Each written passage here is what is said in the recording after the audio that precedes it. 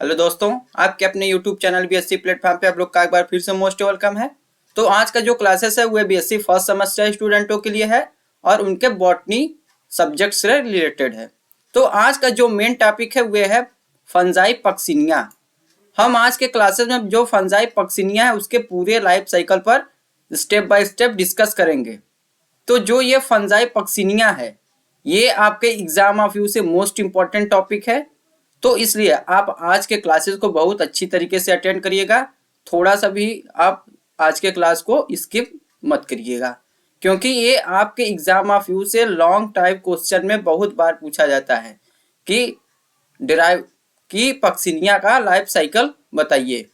तो सबसे पहले हम पक्सिनिया का लाइफ साइकिल देखने से पहले उनके हम कुछ सिस्टमैटिक पोजीशन को देखते हैं। सिस्टमैटिक पोजीशन में हम ये जानते हैं कि उनका क्लास क्या है, उनका डिवीजन क्या है, उनका किंगडम क्या है, उनकी फैमिली क्या है। तो आइए हम एक एक करके जानते हैं कि पक्सिनिया का kingdom, division, sub division, class, order, family क्या क्या है। तो सबसे पहले हम आएंगे उनके किंगडम पे कि पक्सिनिया जो फंजाई पक्सिनिया, आप ये भी जान लीजिए कि ये जो पक्सिनिया है ये एक फंजाई है। तो जो पक्सिनिया है उसका किंगडम माइकोटा है, डिवीजन यू माइकोटा है, सब डिवीजन बेसिडियो माइकोटिना है, क्लास है टेलियोमास्टिस, ऑर्डर यूरेडिनस और फैमिली पक्सिनियसी। तो ये रहा सिस्टमैटिक पोजीशन। अगर आपको के एग्जाम में अगर ये लॉन्ग क्वेश्चन में पूछा तो आप लोगों को ये जो सिस्टमैटिक पोजीशन है ये बहुत ही इंपॉर्टेंट है, वहां पर लिख के आना, क्योंकि सिस्टमैटिक पोजीशन से ही जो पक्सिनिया है उनके पूरे जो किंगडम, डिवीजन, सब क्लास क्या क्या है, सारी बातों का डिस्कस यहीं पर पता चल जाता है कि यह किस क्लास, ऑर्डर, फैमिली, किस संघ का है। जो पक्सिनिया फंजाई है यही सिस्टमैटिक पोजीशन सबसे पहला इंप्रेशन बताता है कि ये जो पक्सिनिया है ये किस क्लास से, किस ऑर्डर से, किस फैमिली से बिलोंग करता है। तो ये देख लिया आप लोगों ने पक्सिनिया को, जो फंजाई पक्सिनिया है उसके सिस्टमैटिक पोजीशन को। तो अब हम डिस्कस करेंगे कि जो पक्सिनिया है वे कहाँ पर पाए जाते हैं, कहाँ पर बहुत अधिक मात्रा में पाए जाते हैं, कितने स्पीसीज प्रेजेंट हैं इनके। तो आइए हम डिस्कस करते हैं।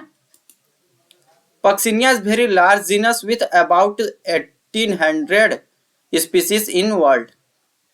पक्सिनिया जो है वे एक बहुत लार्ज जीनस है, इसके लगभग 1800 स्पीसीज पूरे विश्व में प्रेजेंट है। In India more than 147 species represented, लेकिन इंडिया में केवल 147 स्पीसीज ही इसके प्रेजेंट है। पूरे विश्व में इसके 1800 स्पीसीज है, लेकिन जब हम इंडिया की बात करेंगे तो वहां पर केवल 147 ही स्पीसीज प्रेजेंट हैं। विच काज सीरियस डिजीज। अब यहाँ पर ये देखिए मेन पॉइंट है, इसको आप अच्छी तरीके से समझिए। Which cause serious disease in cereal crops. ये जो है पक्सिनिया है ये फसलों पर बहुत ही खतरनाक डिजीज को काज करता है, जैसे कि वीट, बार्ली, मेज, ईटीसी। ये सब पौधे पर ये ज़्यादातर अटैक करते हैं और ये बहुत ही सीरियस डिजीज को काज करता है। In India wheat crop is infected by following 3 species. जो इंडिया में जो गेहूं की फसलें हैं वीट क्रॉप, ये इन्फेक्टेड होती हैं पक्सिनिया के 3 स्पीसीज से। तो वे स्पीसीज का हमने यहाँ पर नाम भी मेंशन किया है। अगर आपके एग्जाम में ये क्वेश्चन आया तो आपको ये जो टॉपिक मैं बता रहा हूँ इसको लिखना आपको मोस्ट इम्पॉर्टेंट है, क्योंकि यहाँ से पता चलता है कि पक्सिनिया जो है वह कितना लार्ज उसका जीनस है, कहाँ कैसे प्रेजेंट होता है, किसको इन्फेक्ट करता है।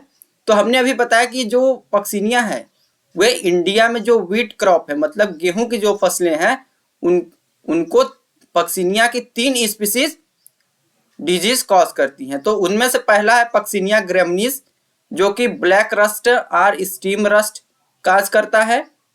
दूसरा है पक्सिनिया स्टिफॉर्म जो काज करता है येलो रस्ट को।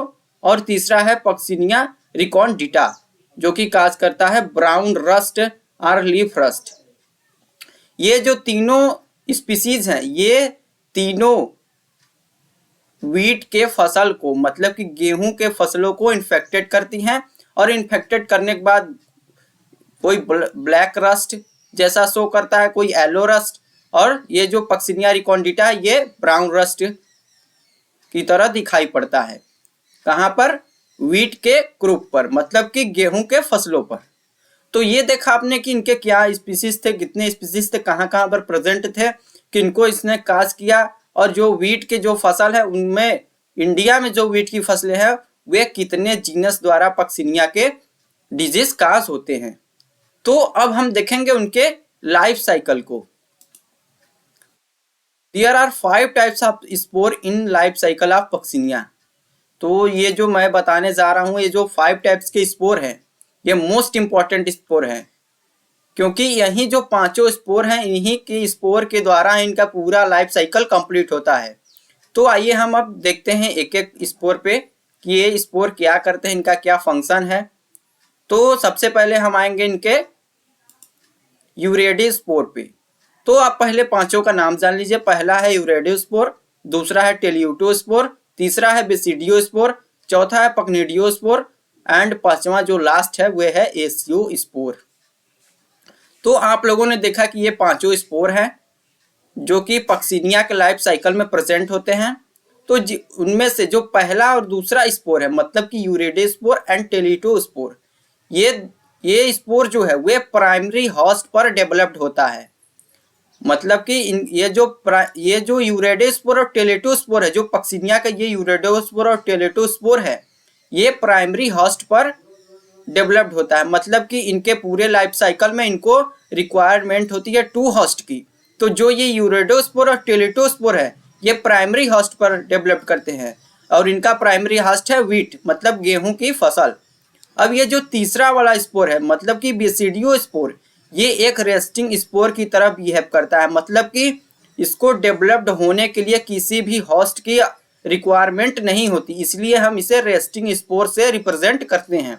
और ये देखिए जो चौथा और 5वां वाला स्पोर है, दैट मीन्स कि पक्निडियोस्पोर एंड एसियोस्पोर, ये ग्रो करते हैं सेकेंडरी होस्ट पर या फिर अल्टरनेट होस्ट पर, और वे अल्टरनेट होस्ट है बर्बेरिस वल्गेरिस, मतलब कि मकोए की फसल पर, मकोए की पौधों पर। तो आप लोगों ने अच्छी तरीके से याद कर लीजिए कि जो यूरेडियोस्पोर और टेलियोटोस्पोर है वे प्राइमरी होस्ट पे वीट की फसल पर ग्रो करते हैं, और जो तीसरा वाला बेसिडियोस्पोर है ये रेस्टिंग स्पोर की तरह बिहेव करता है, और जो चौथा और 5वां है, मतलब कि पक्निडियोस्पोर और एसियोस्पोर, ये सेकेंडरी होस्ट के ऊपर डेवलप करता है, और सेकेंडरी होस्ट है इसका मकोए का पौधा।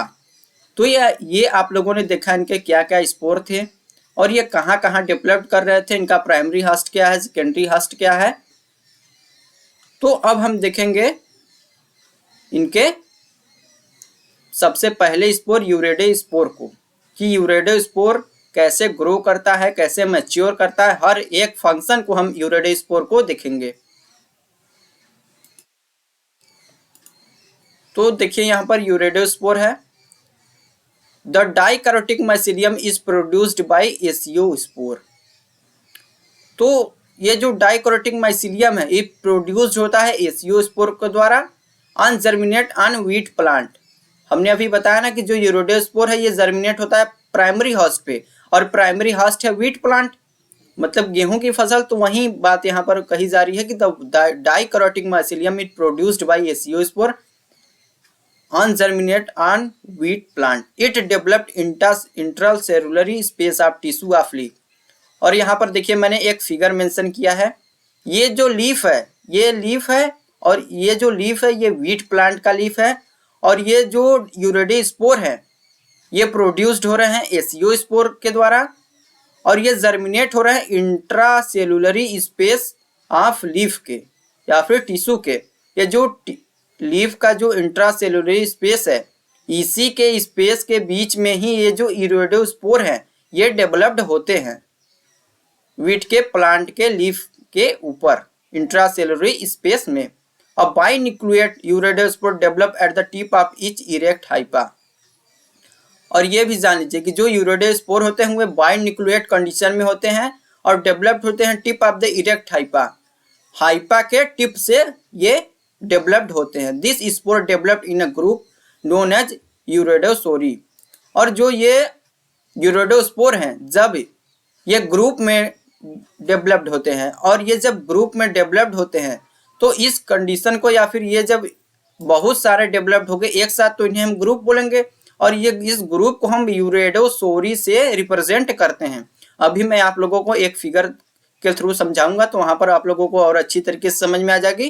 पर यहाँ पर आप लोग, उससे पहले आप लोग इस जो कुछ पॉइंट मेंशन किए गए हैं उसको समझिए। Disease symptoms appear in the form of reddish brown stem lips and leaf base of the host. तो ये जो यूरेडोस्पोरी का जो सिम्टम्स काज करते हैं, मतलब कि जब डिजीज काज करेंगे तो सिम्टम्स भी तो दिखाई पड़ेगा। तो इनका जो सिम्टम्स है वे रेडिश ब्राउन की कलर में शो करता है। यहाँ पर देखिए आप फिगर में रेडिश ब्राउन की तरह अपीयर होता है इनका सिम्टम्स यूरेडोसोरी का। और ये कहाँ कहाँ पर डिजीज काज करते हैं? स्टीम पर भी काज कर सकते हैं, लीफ पर भी काज सकते हैं, लीफ के बेस पर भी काज कर सकते हैं। और एक बात बहुत ही ध्यान से समझिए कि ये जो यूरेडोस्पोरी है ये प्राइमरी होस्ट पर ही डेवलप्ड होते हैं। प्राइमरी होस्ट इनका व्हीट का प्लांट है, मतलब कि गेहूं की फसल है, व्हीट क्रॉप्स। तो अब इसके बाद देखिए क्या होता है। Leaf base and host leaf and leaf base the host epidermis burst due to presence of pressure of developing and thus uredospore get exposed and liberate. जब ये यूरेडोस्पोर मैच्योर हो जाएंगे, मतलब कि ये जो मैच्योरेशन की कंडीशन आ जाएगी, तो जो एपिडर्मिस है होस्ट का वे पूरी तरीके से ब्रस्ट हो जाएगा। मतलब कि जब ये मैच्योर कंडीशन में हो जाएंगे तो ये जब डेवलप्ड होंगे, साइज में इंक्रीज होंगे, तो ये जो प्राइमरी होस्ट का जो एपिडर्मिस है वे ब्रस्ट होगा, क्योंकि अंदर से प्रेशर की तरह रिलीज करते हैं। ये जब यूरेडोस्पोरी डेवलप्ड होंगे तो अंदर से तो प्रेशर रिलीज करेंगे ही, और रिलीज होने के बाद ये एपिडर्मिस को ब्रस्ट कर देते हैं होस्ट प्लांट के। और एपिडर्मिस जैसे ही ब्रस्ट होगा, डेवलप्ड एंड दस यूरेडोस्पोरी गेट एक्सपोज्ड एंड लिबरेट। और ये यूरेडोस्पोर बहुत ही ज्यादा मात्रा में या फिर बहुत ही ज्यादा संख्या में बाहर की तरफ निकल जाएंगे। The mature uredospore is stalks and binucleate structure. और जो मैच्योर यूरेडोस्पोर होते हैं वे स्टाक्ड होते हैं एंड बाइन्यूक्लिएट स्ट्रक्चर होते हैं। तो ये रहा कुछ पॉइंट। तो आप इस पॉइंट को सबसे पहले कॉपी डाउन कर लीजिए या फिर स्क्रीनशॉट ले लीजिए। तो अब हम अब इनका जो यूरेडोस्पोर है इनको अब हम फिगर के थ्रू समझेंगे कि इनका जो यूरेडोस्पोर है ये मैच्योरेशन कंडीशन में किस प्रकार से अपीयर होता है। तो आइए देखते हैं इनके फिगर को, क्योंकि फिगर भी आपके एग्जाम में बनाना है, बहुत ही मोस्ट इंपॉर्टेंट है। क्योंकि फिगर बनाने से जो ये टॉपिक है या फिर कोई भी टॉपिक हो, फिगर बनाने से उस टॉपिक का एक्सप्रेशन थोड़ा बढ़ जाता है। तो यहाँ पर देखिए ये जो यूरेडोस्पोर हैं जब बहुत ही ज़्यादा एक ग्रुप में डेवलप्ड होंगे तो इन्हें हम यूरेडोसोरी से रिप्रेजेंट करते हैं। और ये डाइकैरोटिक माइसीलियम से प्रोड्यूस्ड होते हैं। और ये इंट्रासेलुलरी स्पेस में लीफ के, व्हीट प्लांट के लीफ के इंट्रासेलुलरी स्पेस में ग्रो करते हैं।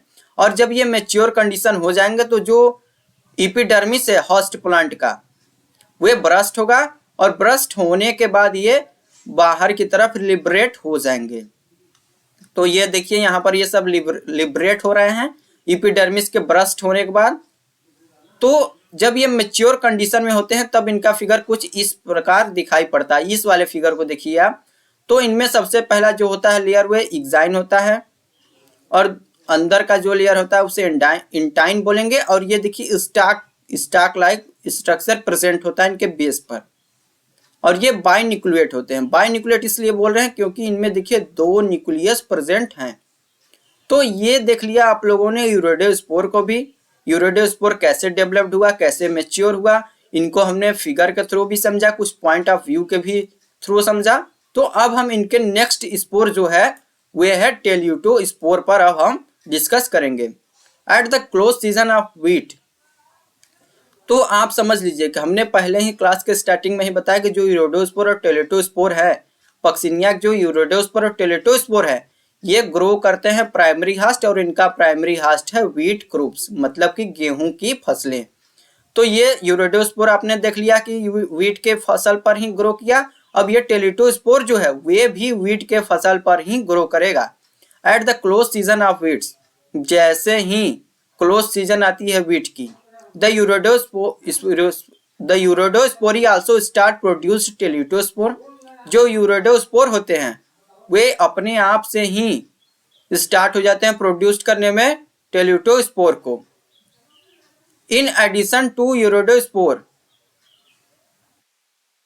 the Eurodosori are ultimately converted into Telutosori and produced Telutospore। जो यूरोडोसोरी था, हमने अभी बताया कि जब यूरोडोस्पोर जब एक ग्रुप में रिलीज होते हैं तो उसे हम यूरोडोसोरी से रिप्रेजेंट करते हैं। और ये जो यूरोडोसोरी है जब वीट सीजन का क्लोज आएगा, मतलब कि eight close season of weeds, जब वीट का जो सीजन है वह क्लोज होगा, मतलब कि अंतिम चरण आएगा, तब जो यूरोडोसोरी हैं आर अल्टीमेटली कन्वर्ट इनटू टेल्यूटोस्पोर। तो यूरोडोसोरी अपने आप से ही कन्वर्ट होने लगेंगे टेल्यूटोसोरी स्पोरी में, एंड प्रोड्यूस्ड टेल्यूटोस्पोर, और ये प्रोड्यूस्ड करेंगे टेल्यूटोस्पोर्स को। तो यहाँ पर आप देख लीजिए कि टेल्यूटोस्पोरी और टेल्यूटोस्पोर्स में क्या डिफरेंस है। जब टेल्यूटोस्पोर एक ग्रुप में रिलीज होंगे तो उसे हम टेल्यूटोसोरी से रिप्रेजेंट करेंगे, और जब हम एक स्पोर की बात करेंगे, टेल्यूटोस्पोरी में से कोई एक स्पोर की बात करेंगे हम, तब उसे हम टेल्यूटोस्पोर से रिप्रेजेंट करेंगे। तो हमने बताया कि जब वीट सीजन आएगा, वीट का जो सीजन है वह अंतिम चरण पे होगा, मतलब कि खत्म होने के कगार पे होगा, तब जो यूरोडोसोरी थे ये अपने आप से ही टेल्यूटोसोरी में बदल जाएंगे, और टेल्यूटोस्पोरी में चेंज होते ही ये प्रोड्यूस करेंगे टेल्यूटोस्पोर को। The Teliospori appear in black along the leaf sheath and stem on infected plant। जो इन्फेक्टेड प्लांट है उसके स्टीम पर, लीफ पर ये जो टेल्यूटोस्पोर हैं ये ब्लैक कलर के शो होंगे, क्योंकि ये ब्लैक कलर के ही डिजीज काज होता है, तो ब्लैक स्पॉट की लाइक स्ट्रक्चर ही रिप्रेजेंट होती है। Each cell of teleutospore thick smooth stalk. जो टेल्यूटोस्पोर की जो सेल होती है वे थिक होती है, मतलब कि मोटाई होती है उनकी, स्मूथ होते हैं, स्टाक होते हैं, और बाइसेल्ड होते हैं, मतलब कि डबल न्यूक्लियस प्रेजेंट होता है। The teleutospore mature the nuclei in cell to fuse to from a diploid nucleus. तो अब इस वाले टेल्यूटोस्पोर में देखिए कि बहुत बड़ा डिफरेंस है यूरोडोस्पोरी और यूरोडोस्पोरी से, क्योंकि यूरोडोस्पोरी में जो सेल थे वे बाइन्यूक्लिएट तो थे लेकिन आपस में डिफ्यूज नहीं होते थे। लेकिन जब टेल्यूटोस्पोरी कंडीशन आया तो इसमें भी बाइन्यूक्लिएट सेल प्रेजेंट थे, लेकिन जब ये टेल्यूटोस्पोर मैच्योर हुए तो मैच्योरेशन कंडीशन में जो इनके अंदर दो न्यूक्लियस प्रेजेंट थे, ये दोनों न्यूक्लियस आपस में एक दूसरे से फ्यूज्ड हो गए। फ्यूज्ड होने के बाद ये डेवलप्ड किए डिप्लॉयड न्यूक्लियस को। बाइसेल्ड मतलब कि दो न्यूक्लियस प्रेजेंट है, जैसे ही ये न्यूक्लियस आपस में फ्यूज्ड हुए ये डिप्लॉयड न्यूक्लियस को प्रोड्यूस्ड किए। तो ये मैच्योरेशन कंडीशन थी। जब मैच्योरेशन कंडीशन होगा तभी ये दोनों न्यूक्लियस आपस में फ्यूज होंगे और डिप्लॉयड न्यूक्लियस को प्रोड्यूस्ड करेंगे। The teleutosori also exert pressure, epidermis is ruptured and spore are exposed. तो यहाँ पर भी ये सेम कंडीशन है जैसे यूरोडोसोरी में था, यूरोडोस्पोरी में था, कि जब यूरोडोस्पोर मैच्योर हो जाते हैं तो जो होस्ट है उनका एपिडर्मिस रप्चर हो जाता है। तो टेल्यूटोस्पोर में भी वही कंडीशन है। जब टेल्यूटोस्पोर जब मैच्योर हो जाएंगे तो जो होस्ट का एपिडर्मिस है वह भी रप्चर हो जाएगा, और रप्चर होने के बाद जो टेल्यूटोस्पोर है ये बहुत ही ज़्यादा मात्रा में बाहर की तरफ लिबरेट होंगे। Under favourable condition of high atmosphere humidity and low temperature. इनका अंडर फेवरेबल कंडीशन कब होगा? जबकि high atmosphere humidity and low temperature होगा तब इनका अंडर फेवरेबल कंडीशन होगा। They germinate in soil as no host is required. और इसके बाद जो ये टेल्यूटोस्पोर होंगे जो प्रोड्यूस्ड हुए हैं इनको किसी भी होस्ट की रिक्वायरमेंट नहीं होंगी, और ये जर्मिनेट करेंगे सॉइल में। They germinate in soil as no host requirement for their germination. तो ये देखा आप लोगों ने इनके कुछ पॉइंट को, अब ये जो टेलेटोस्पोर है इसको हम फिगर के थ्रू समझेंगे कि टेलेटोस्पोर का जो फिगर है वह कैसा रिप्रेजेंट होता है या फिर कैसा अपीयर्स होता है। तो टेलेटोस्पोर को आप देख लीजिए, सबसे पहले इस पे इस वाले स्टीम पर ब्लैक रस्ट की लाइक स्ट्रक्चर अपीयर होता है, और जैसे ही ये टेलेटोस्पोर मैच्योर हो जाएंगे, मैच्योर होने के बाद जो होस्ट का जो एपिडर्मिस है ये पूरी तरीके से रप्चर हो जाएगा। रप्चर होने के बाद ये जो टेलेटोस्पोर है ये बहुत ही ज़्यादा मात्रा में ये रप्चर होने के बाद एपिडर्मिस से बाहर आएंगे, तो इसे हम टेलेटोस्पोरी से रिप्रेजेंट करेंगे या फिर इनको टेलेटोस्पोरी से ही रिप्रेजेंट करेंगे। और इनमें से जो एक सेल है टेलेटोस्पोर, ये जब मैच्योर कंडीशन हो जाएगा तो मैच्योरेशन कंडीशन में इनका जो बायन्यूक्लिएट सेल था ये बायन्यूक्लिएट सेल आपस में फ्यूज होंगे। फ्यूज्ड होने के बाद ये डिप्लॉयड न्यूक्लियस को प्रोड्यूस करेंगे। यहाँ पर आप देखिए ये इनका मैच्योर जो टेलेटोस्पोर है ये मैच्योरेशन कंडीशन में है। तो आज का क्लासेस बस इतना ही। तो जो इनमें से बच्चे पक्सिनिया जो फंजाई है इनका जो 3 और बचा हुआ है स्पोर, उनमें से जो पहला स्पोर था कि यूरेडोस्पोर, दूसरा था टेलेटोस्पोर, हमने इन पर दोनों स्पोर पर अच्छी तरीके से डिस्कस कर लिया। तो जो इनका तीसरा, चौथा और पांचवा है मतलब कि बेसिडियोस्पोर, पक्निडियोस्पोर एंड एसियोस्पोर, इन पर डिस्कस करना अभी बाकी है। तो हम इन पर डिस्कस करेंगे नेक्स्ट क्लास में, क्योंकि आज का क्लासेस अगर इन पर डिस्कस करेंगे तो बहुत ही लंबी हो जाएंगी, तो आप लोगों को बोरिंग जैसा फील होने लगेगा। तो इसलिए ये जो तीनों स्पोर है इसको हम नेक्स्ट क्लास में डिस्कस करेंगे। तो आई होप कि अभी तक मैंने जितने टॉपिक को क्लियर कराया कि जो ये फंजाई पक्सिनिया है इनका जो 2 स्पोर यूरोडोस्पोर टेलेटोस्पोर को आप लोगों को बताया, इनका सिस्टमैटिक पोजीशन को बताया, और इनके जो कहाँ पर पाए जाते हैं, कितनी प्रकार की स्पीसीज जीनस प्रेजेंट है, इन सब पर मैंने आज डिस्कस किया। तो आई होप आप लोगों को अच्छी तरीके से समझ में आया होगा। तो आज की क्लासेस में बस इतना ही। मिलते हैं नेक्स्ट वीडियो में नेक्स्ट इसी जो फंजाई पक्सिनिया है इनके तीन जो बची स्पोर हैं उनके टॉपिक के साथ। तो आज की क्लासेस में बस इतना ही। धन्यवाद।